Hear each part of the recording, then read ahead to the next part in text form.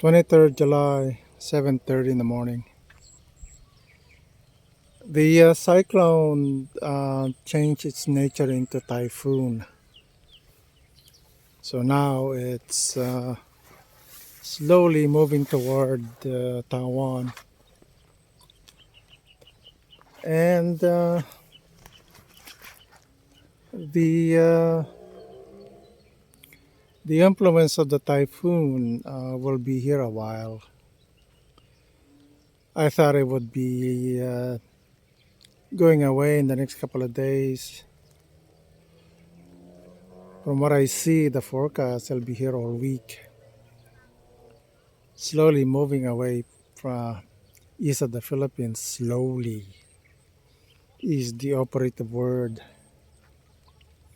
So it will really influence the maturity of the rice growth. It's good that there's plenty of water. And the rice field are well saturated with moisture. I mean, it's just that's the nature of having a bountiful of liquid. It's good that I don't have to pump out water. It's all good. Yeah, I didn't expect a typhoon to be here in July. Not to say it's impossible, just it's here. So I'm just doing my rounds, beginning here in Amyanan. So the grass are tall. I meant the rice plant. It's over it's over a meter tall. Some are even taller. So uh, yeah. So I came here to check on the teller that I flagged yesterday. So that's now in the morning. So it's going to boot out today probably. So yesterday was here, now it's over here. And there's still plenty of balbalcot. I mean, we use a different chemical, but plenty of balbalcot still.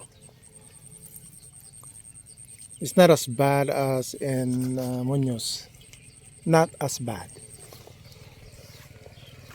But their influence is dramatic. Here we mitigated it somewhat. So it's good.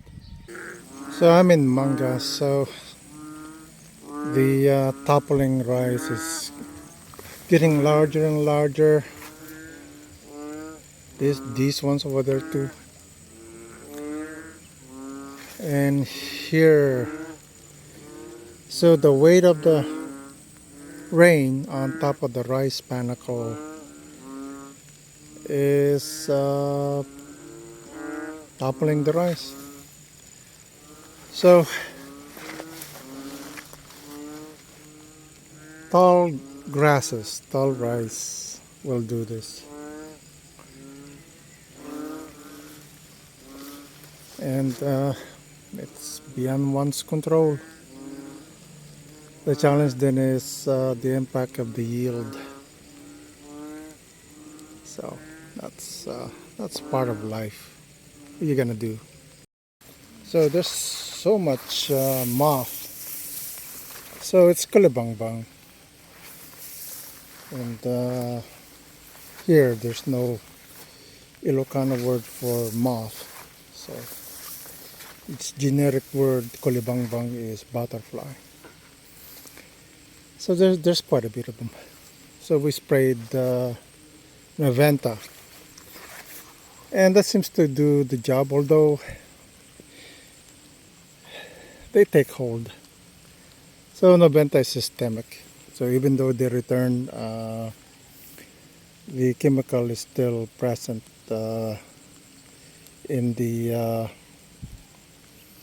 grass, leaf, rice plant. So they will die eventually. However, they do leave an impact. No chemical is perfect. I mean, look at that. So that's a lot of moss. I think I've reached a point of inflection. As soon as the sun comes out, we'll just trigger the harvesting the rice field. I mean, it's getting wider and wider. So, like, you don't want to wait too long.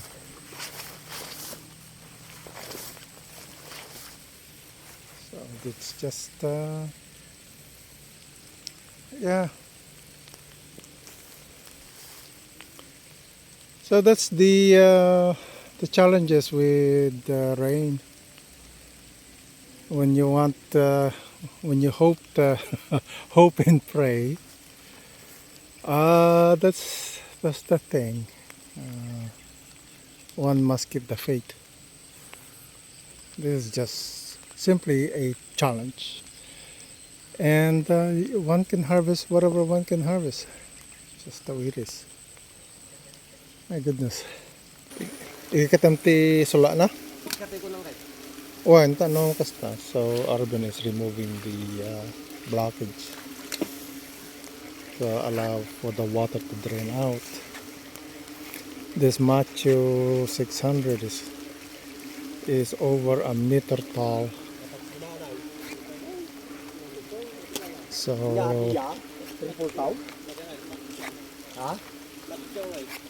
the guys are nya tinapasamak?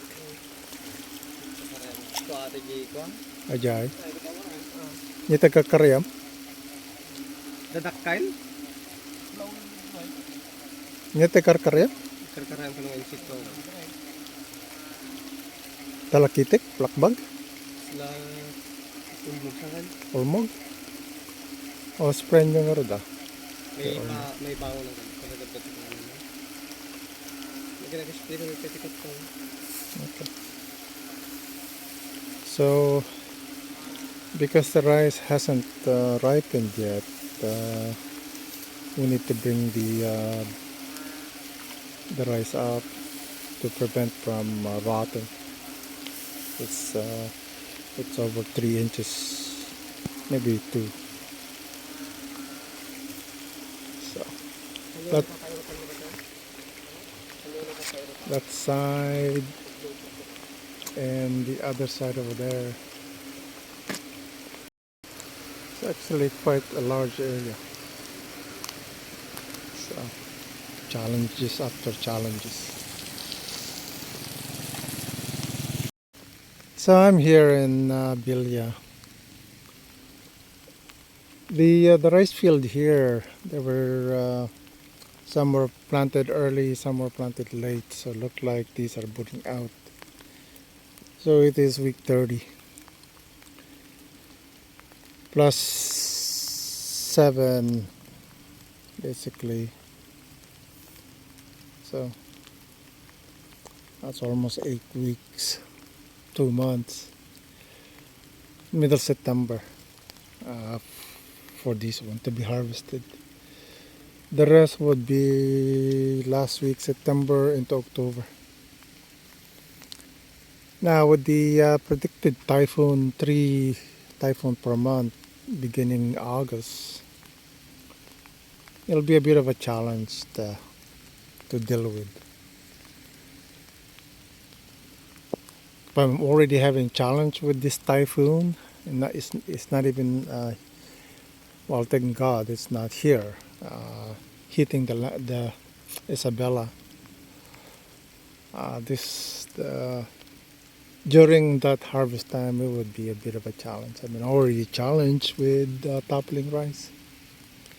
So let's see how this will turn out. So this is Mormon, and potentially they would also topple. There's plenty of liquid, lots of water, and I could see that somewhere. Well, hoping and praying that at this point in the ripening stage that they're still strong enough to withstand the weight of the liquid on the panicles. So that's hoping and praying here. So this is Laod. These are RC640. They're a little bit stronger to withstand the weight of the liquid on top of them. The one in Basau, it's Macho 600. It seems like they are unable to bear the weight of the water on top of them panicles. I mean, imagine that water has mass. Well, 1 liter of water is around 1 kilo, so yeah, water has mass. Our neighbor is rice paddy. They're beginning to boot, so middle September that they'll be harvesting. I think similarly to our macho 600 here, they start booted this week, and so even though the booting seems to be sparse, eventually they'll all catch up. I mean, the rate of panicle exertion is 3 inches of 3 inches per day, so actually it doesn't surprise me anymore. So that the rate is really one has to understand the rate. I think just take it for granted that they all boot out. One should know the rate of panicle exertion. That's one of the things that I'm reverse engineering this plant to understand it better, and so that we can have a greater yield.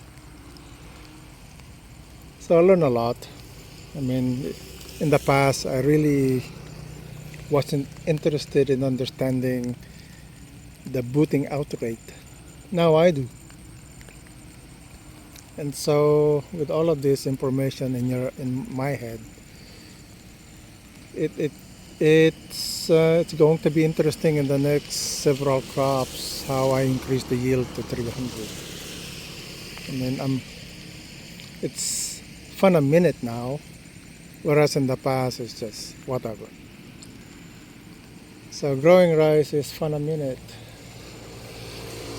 otherwise is stress a minute. I mean, with the typhoon, I mean, it is stress a minute. It's not a fun a minute for me right now. So, and other farmer, I'm not the only one that's having stress a minute. Especially when the rice are at that point where they need to be harvested, and then they're toppling. And once the seeds are soaked, they begin to germinate and turn black. So I gotta get the guys to bring up the toppled rice. This thing will linger until Thursday, Friday. If I can trigger the rice to be harvested next week when it's more sunny. So it hasn't. This new typhoon hasn't attracted new typhoon like in 2020, I don't see a train full of typhoon coming in into the Philippines, or even being created within the area of responsibility. So this one, the cyclone, was came to be within the area of responsibility. So, and then it turned into a typhoon. I'm quite thankful that it's not windy. Imagine lots of rain and then windy. Yeah. So right now it's lots of rain, lots of water. So it will bring it will recharge the aquifer or aquifers, not fire. So I'm in Muñoz right now. It's 9 o'clock.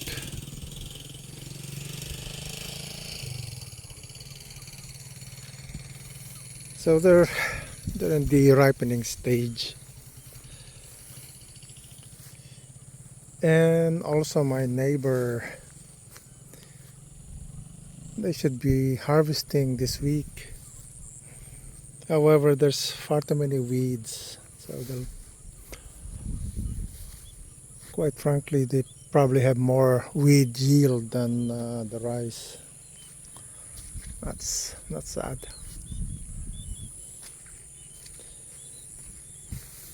So with the rain ongoing until Thursday,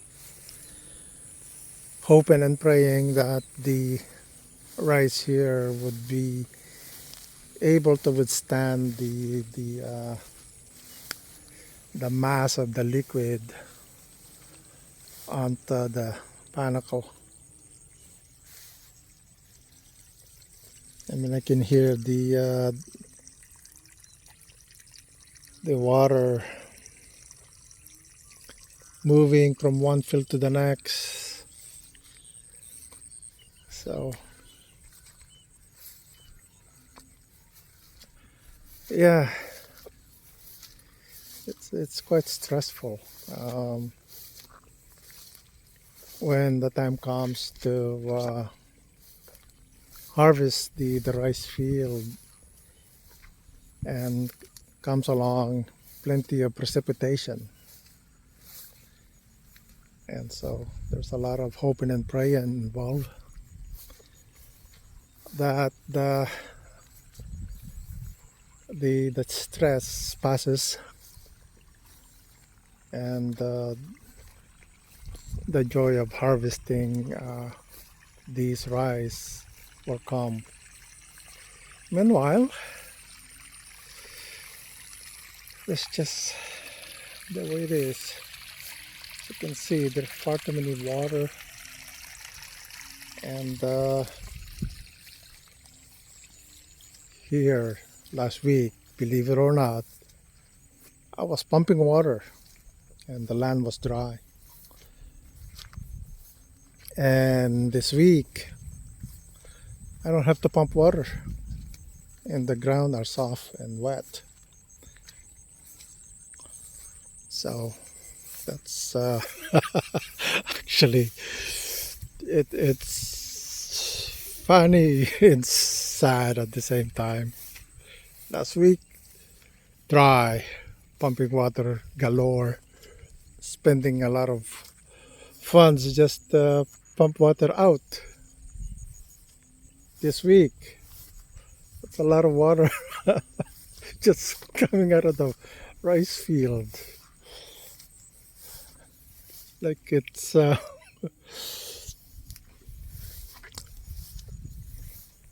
yeah, pump water in to the field, and then this happens. There's both joy and sadness at the same time. So another one. Anyway, the rice field that is at that ripening stage, I don't have to pump any more water out. Uh, Although the calculated let's see, week calculated harvest time is week 32. That's another 2 weeks. Next week is week 31. And then past week 31, that's it. That's the Sunday or the Monday is the harvest time. And yeah, I mean the leaves are yellow. Typically you would want the leaves to be green while ripening. And being green, they would be filling up the seeds at the neck. So for example, that's the neck, and these being green, it would be filling up those milk and then dough and then hardening, ripening. So look like at the moment this rice field hasn't been impacted much, and I don't see any here at the front end, north side. I don't see any rice toppled yet, and hopefully I won't. So I'm hoping and praying that there won't be any big wind coming in. So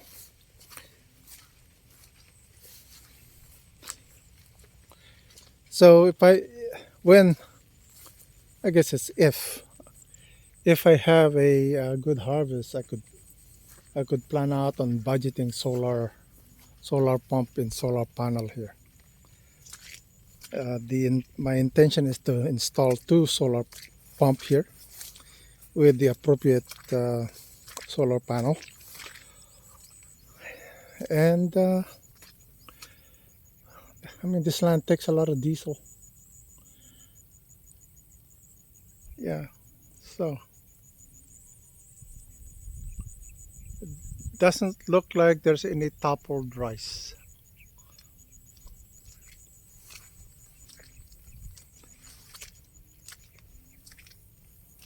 So grateful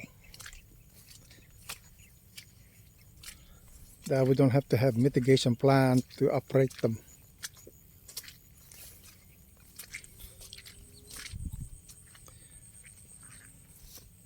So this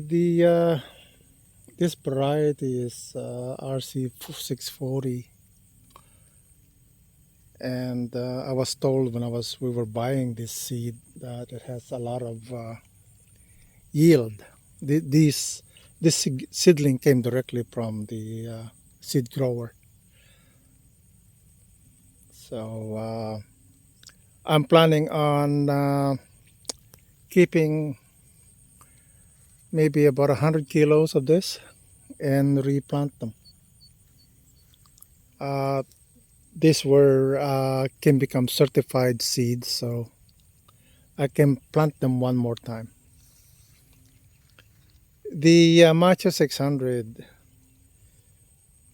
I don't know if it's any better than this. However, we're beginning to see that planting the Macho 600 at this time is really not a good idea. It's too weak. The teller itself is weak. It cannot bear the weight of the rain on the panicle. That's why they were toppling.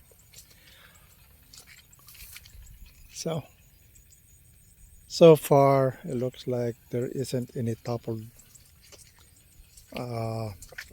rice here, so we don't have to do too much. Just wait for the time to harvest. Hopefully next week, this being week 30, we could be harvesting a week early, so week 30 could be. However, it could be probably week 32 because we need the sun to dry the seeds and ripen it more. So that's how it goes. Challenges after the next. So later on, I'm going to summarize what I've learned in second crop 2024. I learned a lot.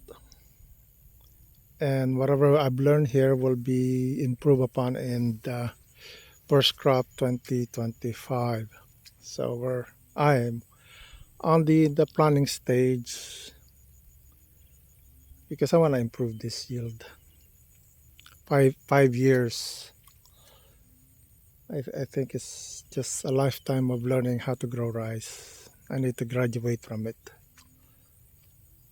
because I have other interests.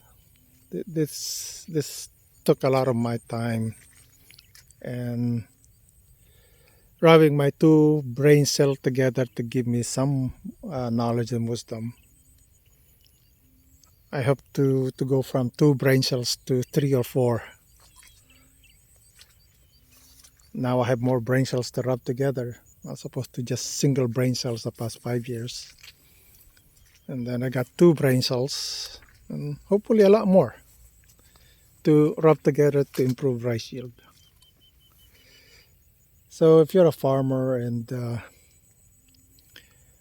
lifetime of 20 years and you want to improve your yield, I mean, how much more do you want to rub your brain cells? Another 20 years? And if you wanna, I mean, if people here seems to just want to stay the same, so never mind going from 100 kabans to 300. That takes a lot of effort, more brain cells to rub together. So people are happy that way. Well, if you're wanting to improve these, I hope that looking at my video and then seeing what my experience is,